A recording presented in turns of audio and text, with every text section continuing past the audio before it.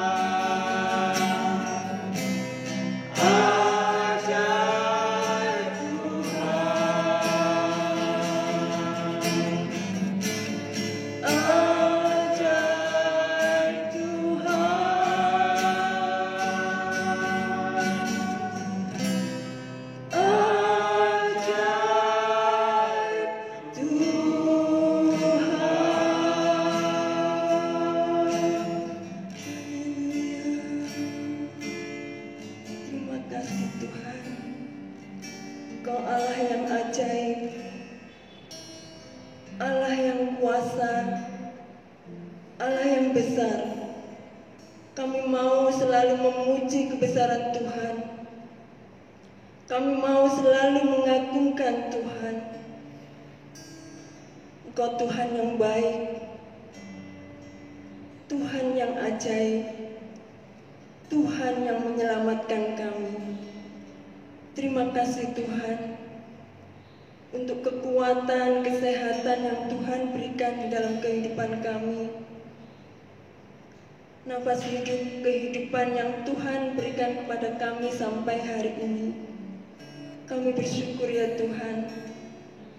Biarlah hati kami, hidup kami senantiasa menyembah Tuhan. Hidup kami senantiasa menyenangkan hati Tuhan. Tuhan berkati ibadah kami pada saat ini. Tuhan berkati setiap kami yang mengikuti ibadah online pada minggu ini. Terima kasih ya Tuhan. Terima kasih. Kami bersyukur dan berdoa hanya di dalam nama Tuhan Yesus Kristus. Haleluya. Amin. Tuhanlah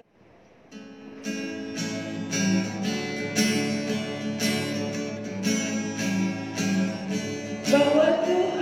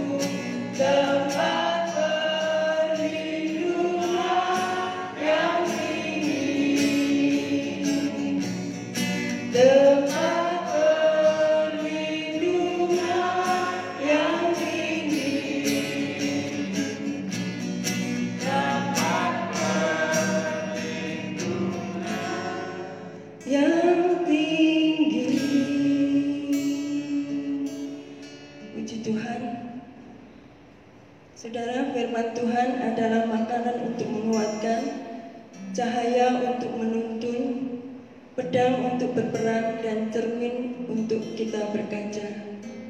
Pertolongan Tuhan begitu ajaib bagi orang-orang yang hidup di dalam firman-Nya. Amin. Pertolongan-Mu begitu ajaib.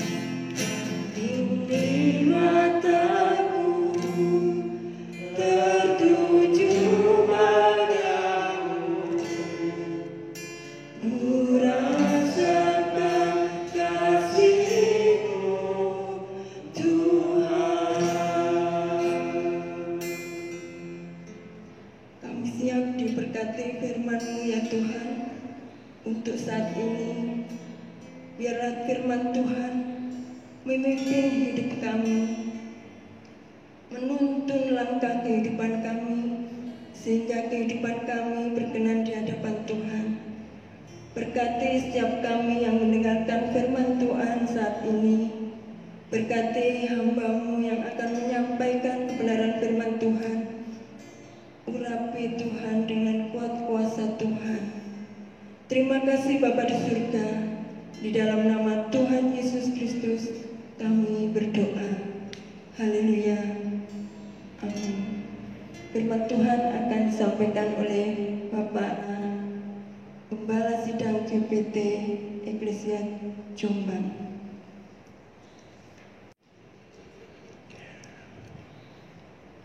Shalom saudaraku yang dikasihi oleh Tuhan. Kembali kita oleh kemurahan Tuhan dapat menikmati hadiratnya baik dalam pujian maupun firman Tuhan yang akan kita dengar bersama.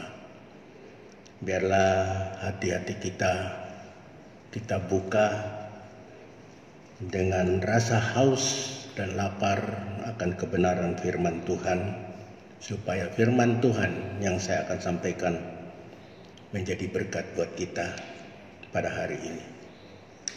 Pada hari ini, renungan firman Tuhan bertemakan belajar dari pengalaman. Saudaraku, kalau kita mau melihat iklan-iklan untuk lowongan pekerjaan, itu semuanya ada syarat-syaratnya, dan syarat utama adalah pengalaman kerja. Kecuali kalau di instansi pemerintah dan militer, ya. Karena mereka harus dididik dulu di situ untuk 6 bulan atau 1 tahun, baru mereka diterjunkan dan diangkat untuk menjadi militer atau pegawai negeri sipil. Tapi sebagian besar pada umumnya orang-orang yang mencari tenaga kerja itu mempersyaratkan pengalaman kerja. Di samping pendidikan dan usia, ini 3 faktor yang sangat menentukan untuk diterima atau tidaknya kita pada instansi yang membuka lapangan kerja tersebut. Nah, pada kesempatan ini juga kita akan berbicara tentang pengalaman. Jadi pengalaman itu sangat penting, saudaraku. Batasan dari pengalaman yang saya ambil dari kamus Oxford, di situ dikatakan suatu proses untuk menambah pengetahuan, meningkatkan skill dalam melakukan sesuatu pekerjaan. Nah, begitu juga saudaraku, kita sebagai anak-anak Tuhan dituntut untuk melihat pengalaman-pengalaman dari orang-orang yang disebutkan dari nas yang akan kita baca ini sebagai saksi-saksi atau pahlawan-pahlawan iman. Kita perlu belajar dari dia, bagaimana dia mempertahankan imannya dengan berbagai problema hidup, supaya kita juga pada saat dituntut untuk melakukan hal yang sama, kita tidak lemah atau goyah, tetapi terus, karena kita melihat saksi-saksi iman yang memiliki pengalaman yang luar biasa, pada akhirnya mereka hidup berkenan di hadapan Tuhan, diingat oleh banyak orang akan segala perbuatan-perbuatan baik mereka. Nah, untuk kita masuk dalam renungan firman Tuhan pada kesempatan ini, sebelumnya kita baca dulu di dalam Ibrani 12 ayat 1 sampai ayat yang keempat. Ibrani pasal 12 ayat 1 sampai ayat yang keempat. Ibrani 12 ayat yang ke-1 sampai yang ke-4. Demikianlah bunyi firman Tuhan. Karena kita mempunyai banyak saksi, bagaikan awan yang mengelilingi kita, marilah kita menanggalkan semua beban dan dosa yang begitu merintangi kita, dan berlomba dengan tekun dalam perlombaan yang diwajibkan bagi kita. Marilah kita melakukannya dengan mata yang tertuju kepada Yesus yang memimpin kita dalam iman dan yang membawa iman kita itu kepada kesempurnaan, yang dengan mengabaikan kehinaan tekun memikul salib ganti sukacita yang disediakan bagi Dia yang sekarang duduk di sebelah kanan tahta Allah. Ingatlah selalu akan Dia yang tekun menanggung bantahan yang sehebat itu terhadap dirinya dari pihak orang-orang berdosa, supaya jangan kamu menjadi lemah dan putus asa. Dalam pergumulan kamu melawan dosa, kamu belum sampai mencucurkan darah. Amin. Ya saudaraku, demikian nas yang kita telah baca. Di situ penulis dari kitab Ibrani itu memotivasi kita untuk melakukan pertandingan dengan belajar dari pengalaman dari pahlawan-pahlawan iman. Nah, pada kesempatan ini saya tidak akan urai satu persatu tentang tokoh-tokoh itu, tetapi kita akan titik beratkan kepada tekanan untuk mendorong kita melakukan, meniru, belajar dari pengalaman-pengalaman mereka, supaya kita dalam pertandingan iman itu juga mengalami kemenangan. Ayat itu telah menjelaskan, saudaraku, yang telah kita baca, mengatakan, marilah kita menanggalkan beban dan dosa. Saudaraku, menanggalkan beban dan dosa ini sesuatu yang sulit. Benar, saudaraku.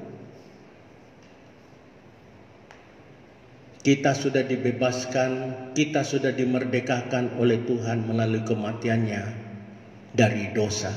Tetapi toh tetap saja kita masih sama seperti anjing, seperti babi yang kembali ke kubangan. Anjing yang memakan kembali muntahnya. Itu sangat ironis. Nah, bagaimana caranya? Mari kita belajar dari pahlawan-pahlawan iman ini dengan mata tertuju kepada Tuhan. Kenapa? Kita boleh belajar, saudaraku, dari pahlawan-pahlawan ini. Iman itu mungkin hanya menginspirasi kita untuk melakukan, tetapi apa daya, saya sudah katakan, sulit untuk melepaskan dosa.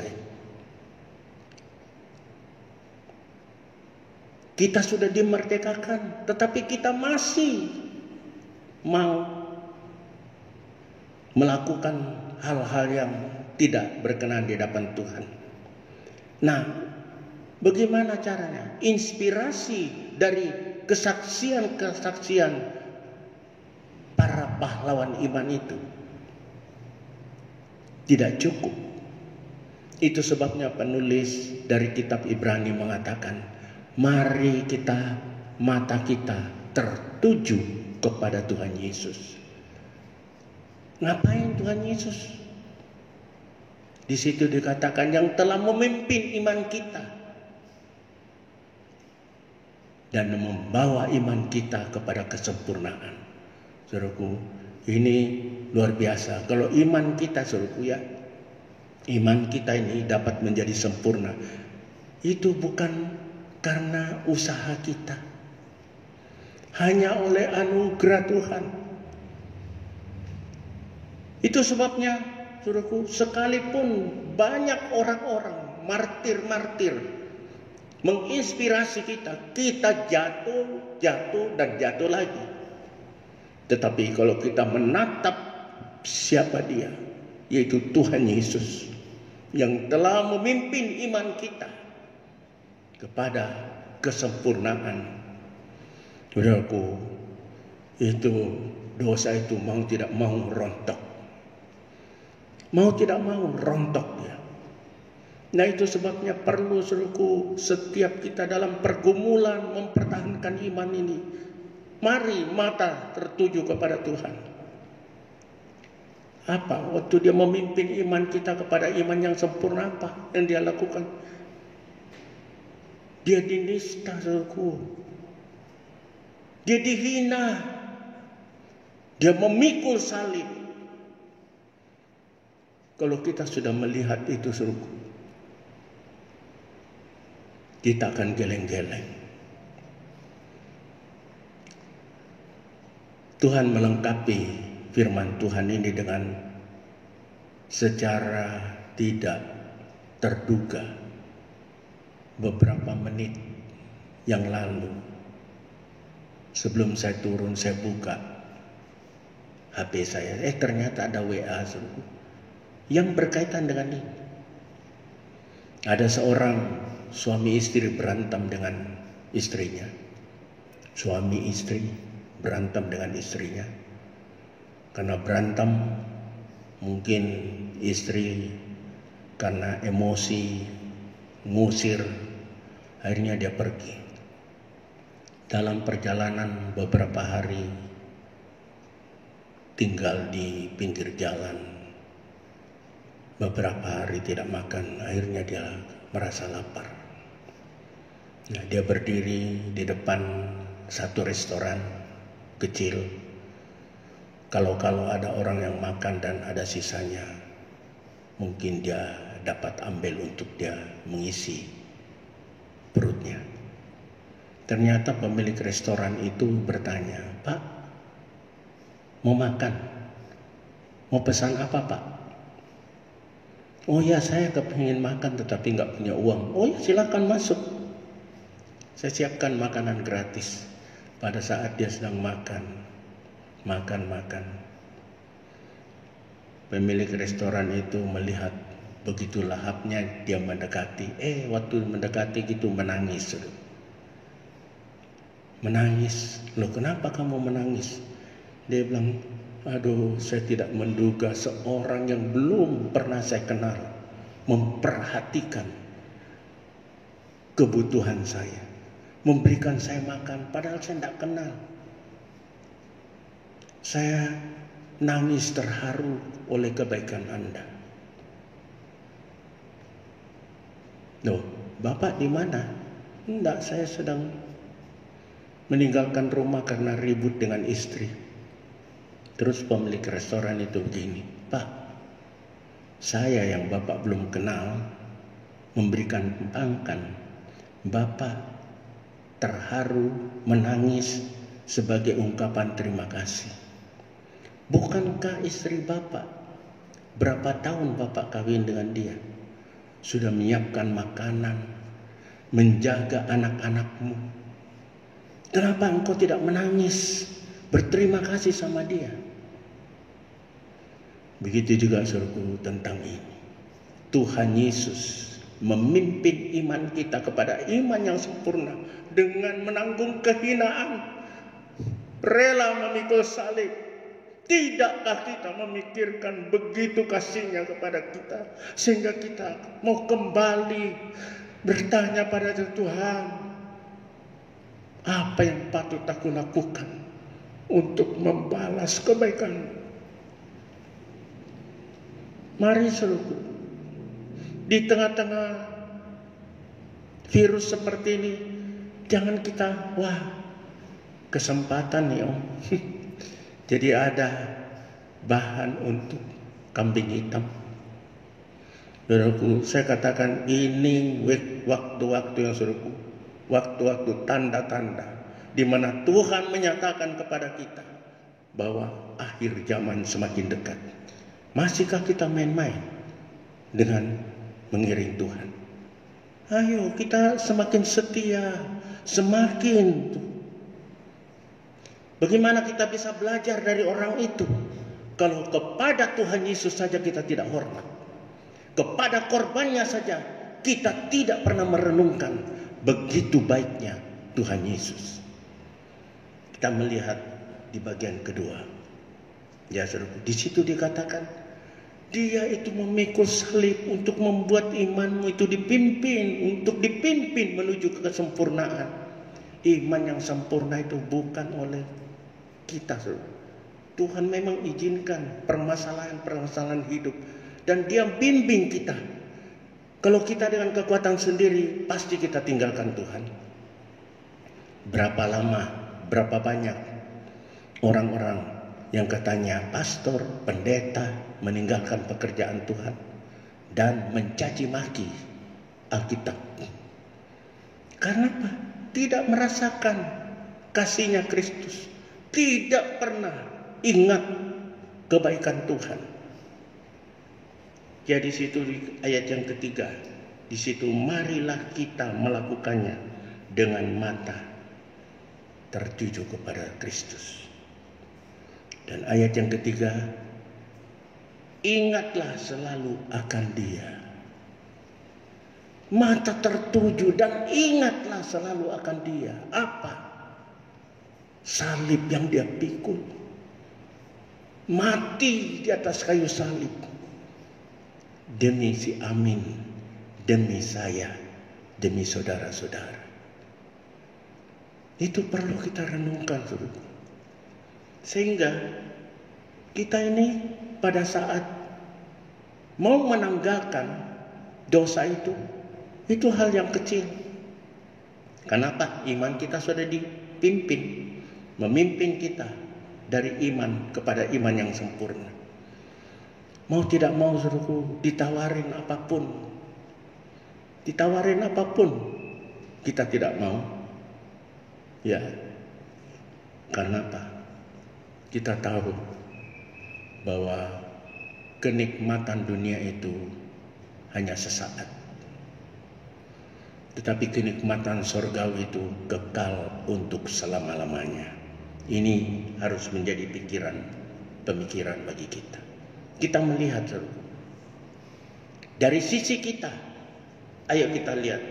Di situ dikatakan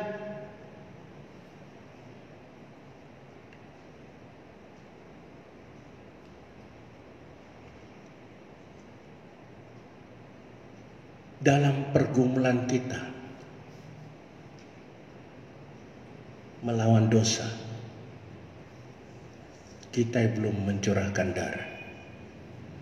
Dia bukan dosanya, dosa si Amin, dosa saudara, Dia tanggung. Dia tidak pernah. Di sini dikatakan dalam menanggung kehinaan, memikul salibnya. Untuk ganti sukacita bukan Dia, tetapi kita, saudaraku. Nah, kita ini dalam menjalankan iman kita, memperjuangkan iman kita, kita belum sampai berdarah-darah, belum sampai mencurahkan darah. Coba kita renungkan, begitu baiknya Tuhan. Nah, tidakkah kita itu terpacu, saudaraku, untuk berbuat yang terbaik bagi Tuhan? Lebih lagi, saudaraku, jangan takut. Saya mengalami loh, saudaraku, saya mengalami. Ya, saudara Cuncun datang karena mikir, waduh, tante ini tidak punya income. Tante disuruh buat panganan, dan dia siap menjadi distributornya. Jujur, saya bukan orang berduit, tetapi saya tidak terlalu bergeming dengan itu. Ya, sebisa kita lakukan, kita lakukan. Saya bilang, jangan sampai waktu kita habis untuk ngurusin hal-hal yang fana, yang sepele. Kalau kita sungguh-sungguh di hadapan Tuhan, saudaraku, pasti berkat itu datang dalam kehidupan. Saya sudah ceritakan siapa saya. Anak yang masih kecil, kami ada 5 orang.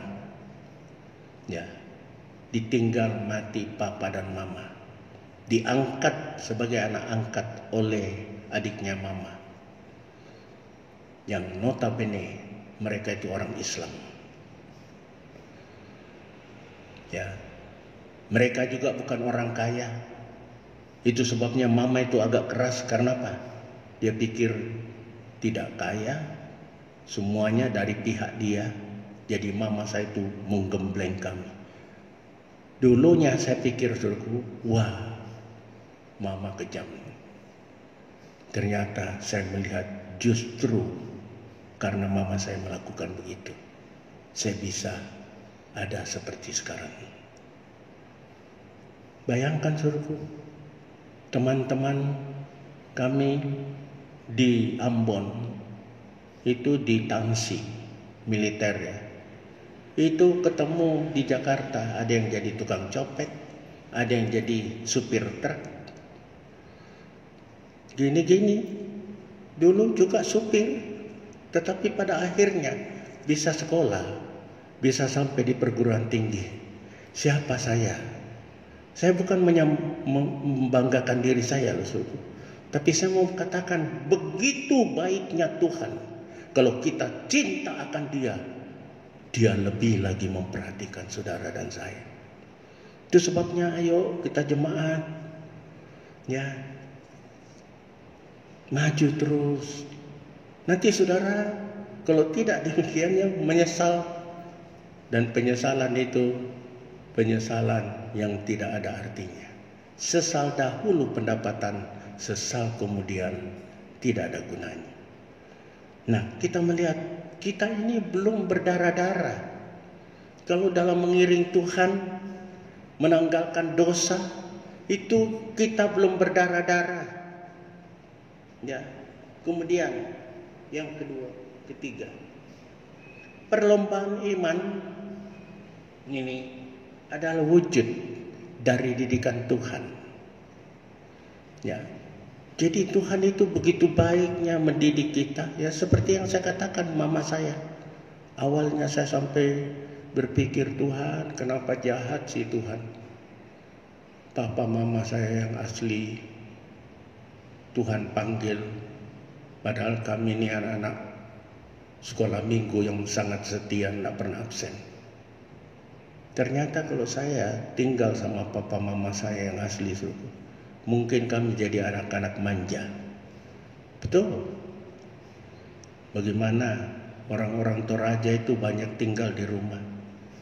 Saya masih zaman dulu sudah diantar ke sekolah oleh masing-masing kita, dijemput, diantar sekolah.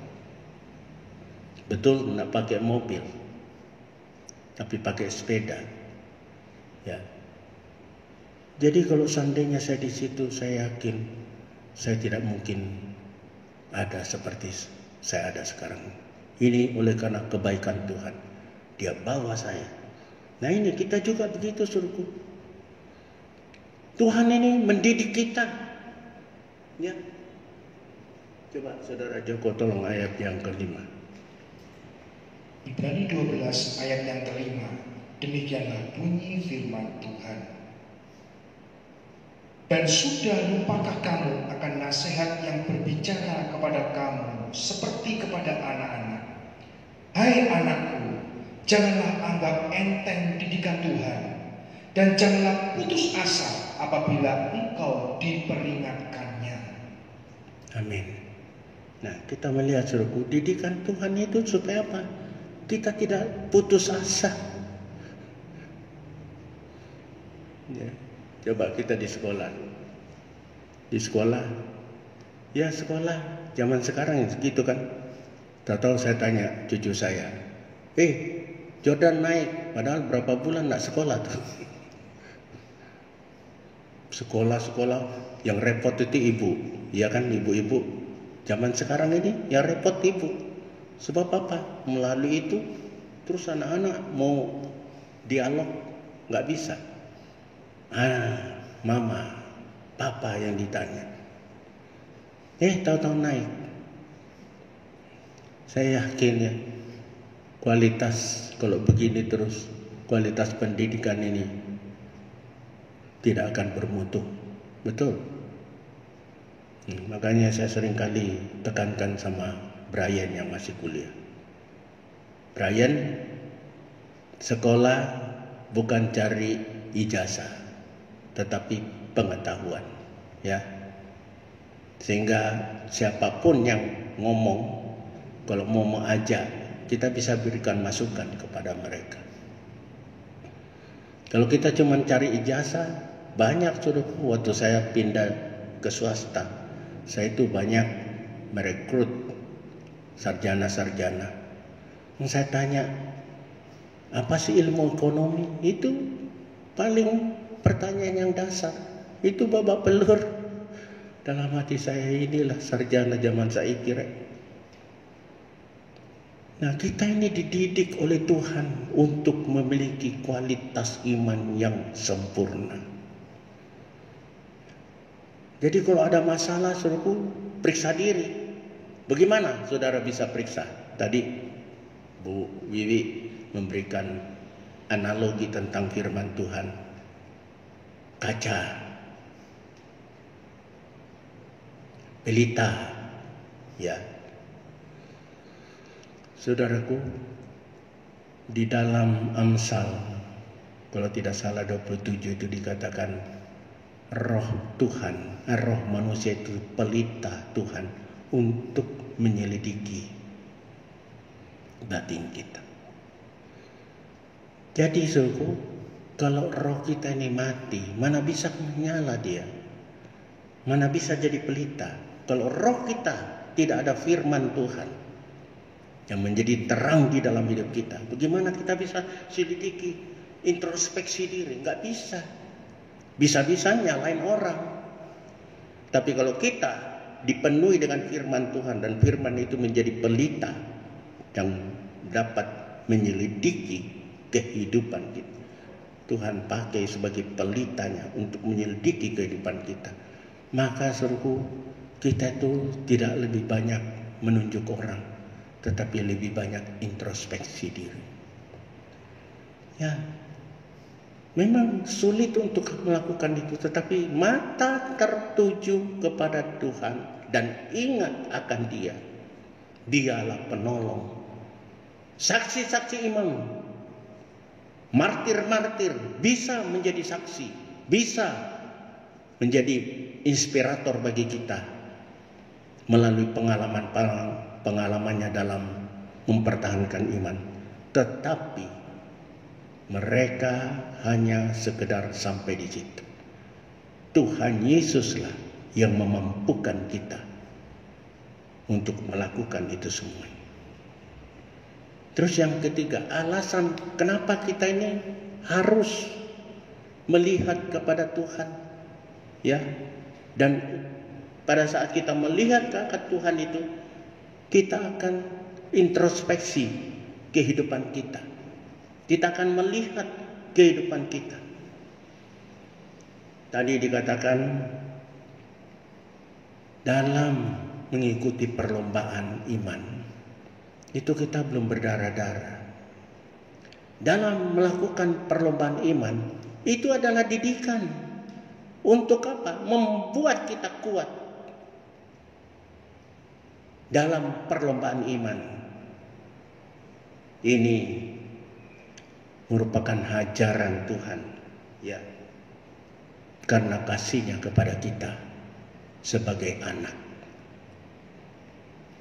Kita melihat, saudaraku, Ayub,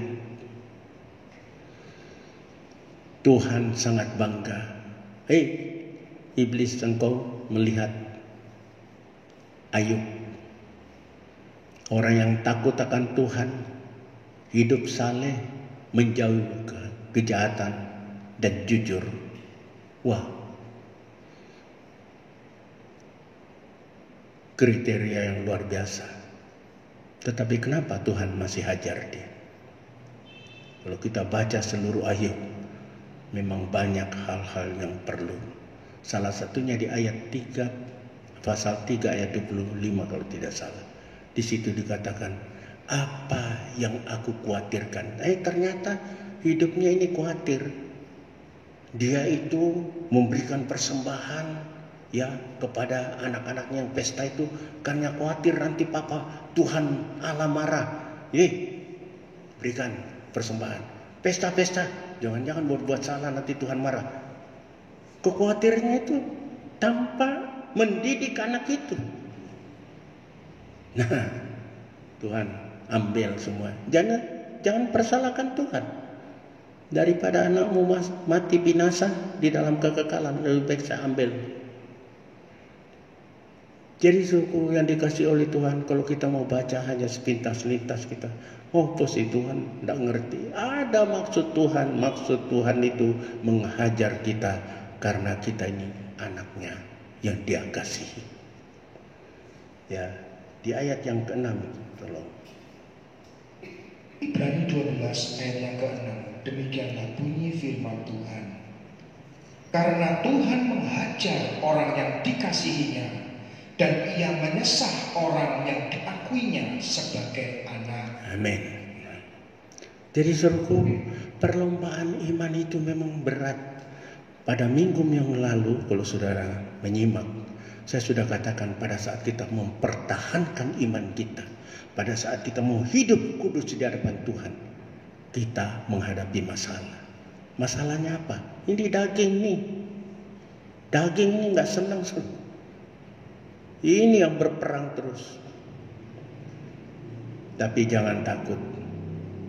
Tuhan sudah menanggung kehinaan. Bantahan-bantahan yang keras tidak Dia pedulikan. Karena apa? Dia mau menyelamatkan saudara dan saya. Dia mau memimpin iman kita dari satu posisi ke posisi yang lebih tinggi sampai kepada kesempurnaan. Nah, sekarang kita masuk di dalam kesimpulannya. Tujuan Tuhan kepada jemaat GBT Eklesia melalui firman Tuhan ini, mari kita camkan supaya kita ini lebih taat kepada Bapa segala roh yang telah melahirkan kehidupan kekal di dalam hidup kita. Mari kita taat kepada Bapa segala roh, karena Dia telah memberikan hidup kekal kepada kita. Nah, saudaraku, kalau kita tidak pernah taat kepada Bapa segala roh, tanda tanya.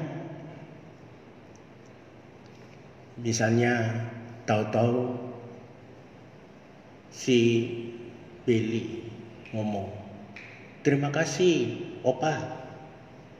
Dalam hati saya, kapan aku ngasih apa-apa itu? Ya. Orang itu terima kasih pada saat mendapatkan sesuatu, atau pada saat dia mendapatkan sesuatu tetapi menengai.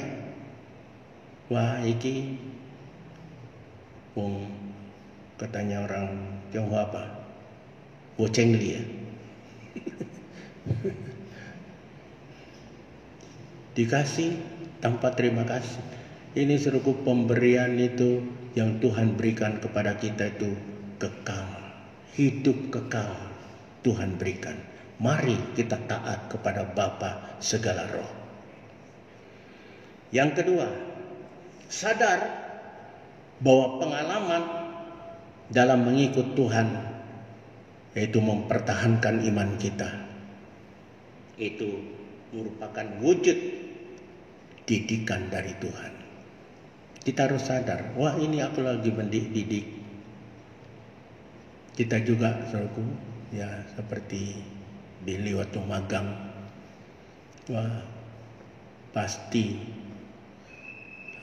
diperlakukan ini calon sarjana KKN, bukan KKN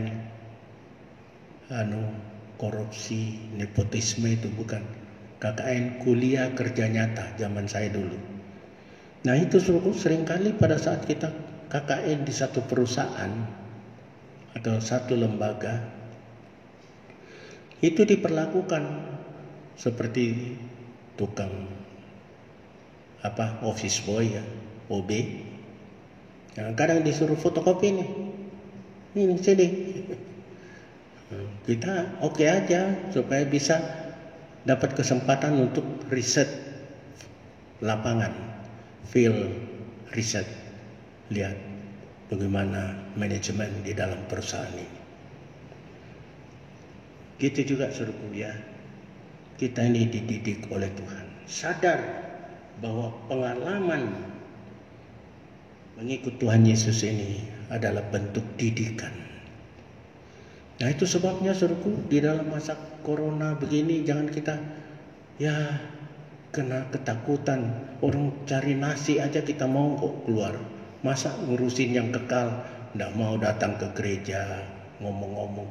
Sorry loh, ini si anak kecil ini datang memberikan ide, Om masa gereja begini terus, coba komselnya kita adakan juga seperti ini. Ayo, sorry ya, jangan tersinggung.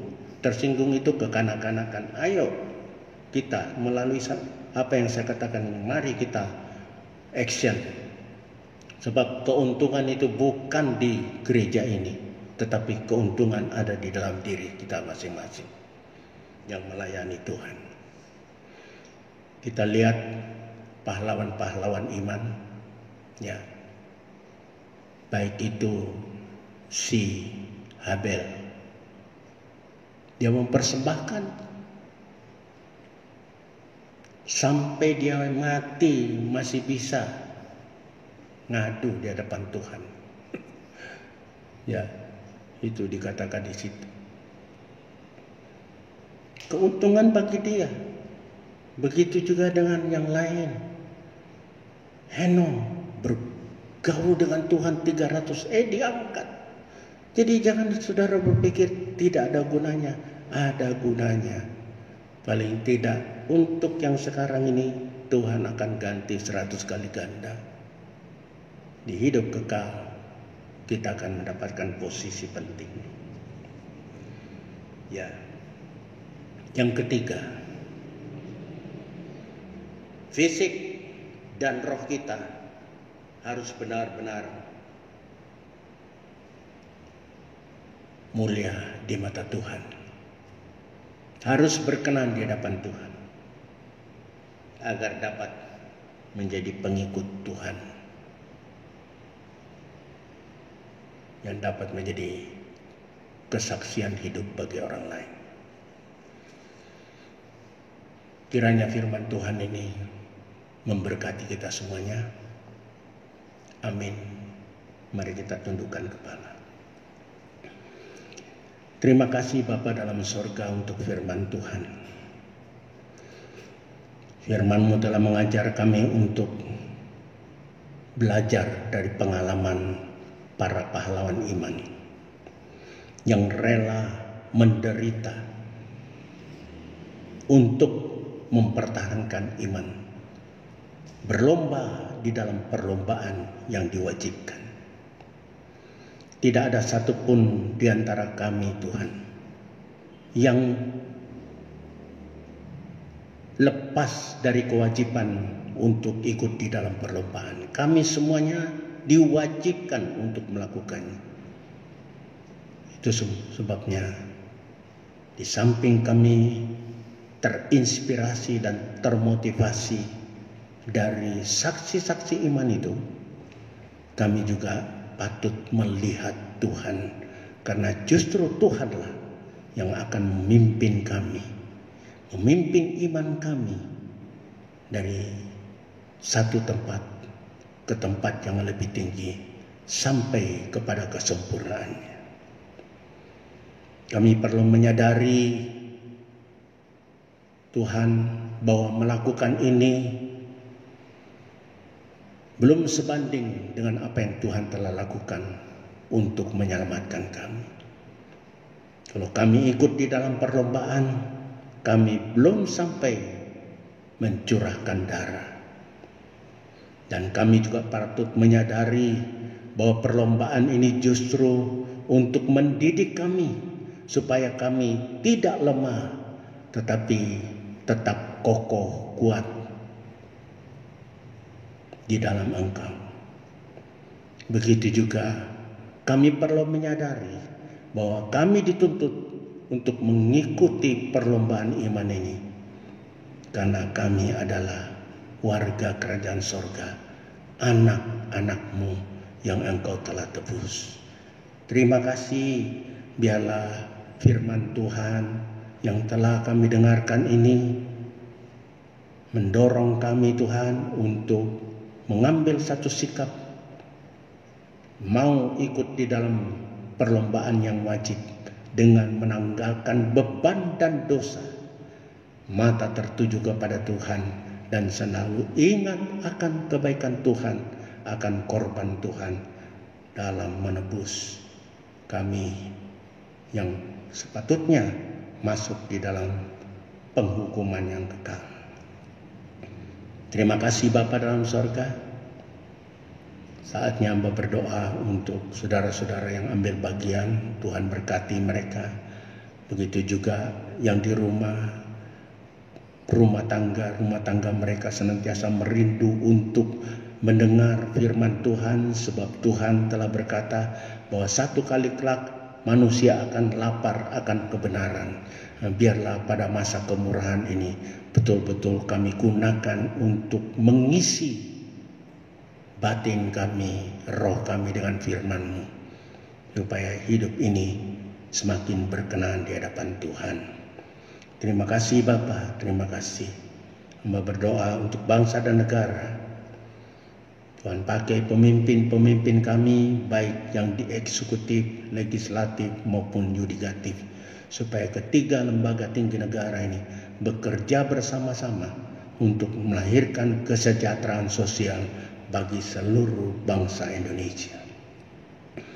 Hamba berdoa juga untuk hamba-hamba Tuhan yang pada kesempatan ini juga melakukan pelayanan yang sama seperti hamba Tuhan. Urapi mereka, pakai mereka supaya apa yang mereka lakukan menjadi berkat buat jemaat yang Tuhan percayakan untuk mereka gembalakan. Terima kasih Bapa, terima kasih. Kiranya Tuhan menyertai kami semuanya. Jemaat Tuhan, mari kita angkat tangan kita. Terimalah berkat dari Allah Bapa. Cinta kasih Tuhan Yesus dalam persekutuannya dengan Roh Kudus akan memberkati kita dengan berkat-berkat jasmani, berkat rohani melimpah mulai saat ini sampai Tuhan Yesus datang pada kali yang kedua. Dalam nama Tuhan Yesus hamba mohon ini semuanya. Bersama kita mengatakan amin. Selamat